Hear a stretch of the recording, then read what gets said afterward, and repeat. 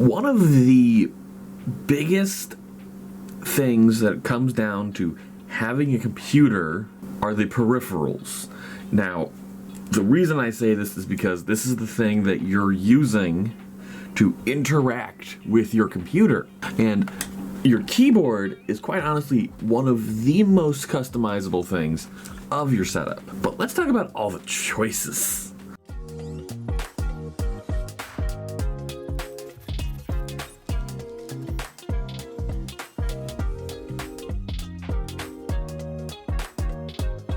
Before I begin, don't forget to like the video if you liked the video, subscribe to the channel. Also, link is down below to the merch store. Go get some great merch. Alright, so very first thing here is these are all the different categories of keys that are on a full-size keyboard.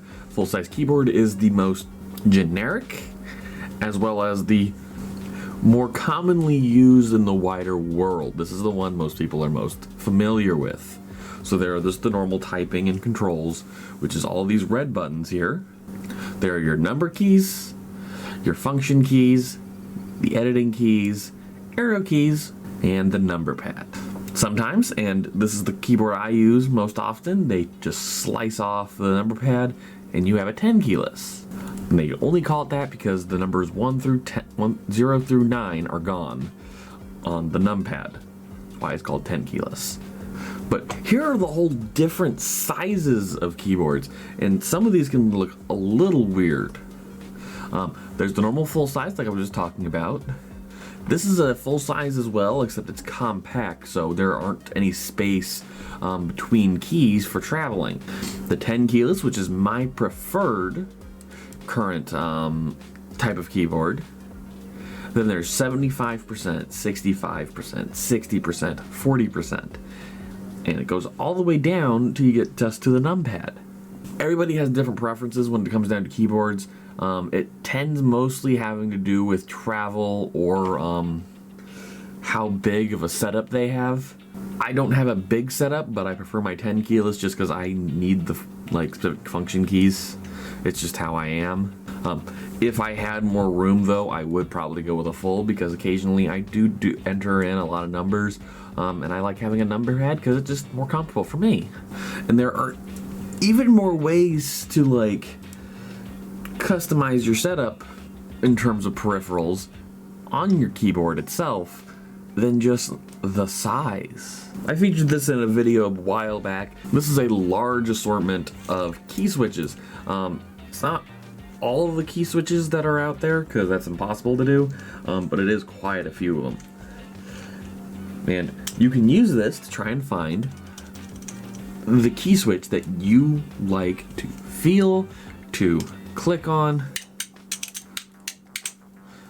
and hear, because some of these are a little loud. If you really hate somebody, use a blue. As I've found, I actually really prefer heavy switches that are also really silent. Not the best for gaming or typing, but I get around with it and I do pretty well. I just don't want to hear it. I haven't, other than here, tried the blacks, but they do sound really nice. But something like this is really nice to find, to buy if you're really wanting to get into customizing a keyboard. I would say though that probably don't get this unless you're knowing that you're going to be building quite a few keyboards, or wanting to try out that many and you're willing to drop that amount of money. Most stores like a Micro Center, I think even Staples, Walmart and all those that actually sell keyboards do have like a little switch tester. Even Best Buy actually too, I forgot about them for a second. To be able to try the different kinds of switches that are on specific kinds of keyboards, which is not a bad option and could actually help you with that. And now we get into what I call the unique keyboards. Some of these keyboards, honestly, other than the fact that they're designed to be in two halves, are really normal. This is basically just a normal keyboard layout, just they split it in half because it's more ergonomical for them. They can have their hands at whatever position that is most comfortable for them. Another one here, and just kind of ignore the fact that the colors are changing. It's not much I can do about that. This is the best one I could find for this. This is actually supposed to match your hand, and where your hand would be easiest to get certain keys.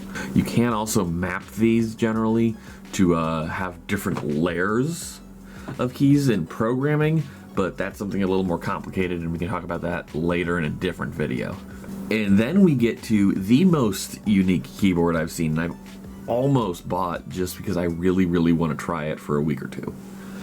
The Azeron keyboard is a keyboard, and these little buttons right here, and 3 or 4, actually I think it's 5.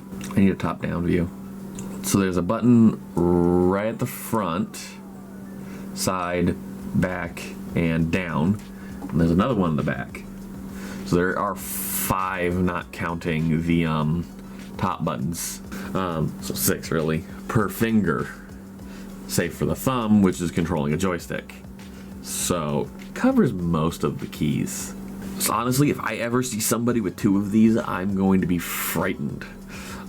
Mostly because the amount of learning on the curve that you would have to do to figure all this out is gotta be next level. Azeron does have other keyboards that are like this, and in terms of how many keys you get, it's either the compact or the 26, so the Cyborg's the most keys. I think 2 of these might get you basically every key that you need. It's 3D printed, and it's also customizable. You can change how far the thumb is, position of the fingers. It's really cool, and it's expensive. But customizing or having a customized keyboard is not something I'm going to shy away from for anybody. Customizable keyboards are one of the best things you can do for your setup.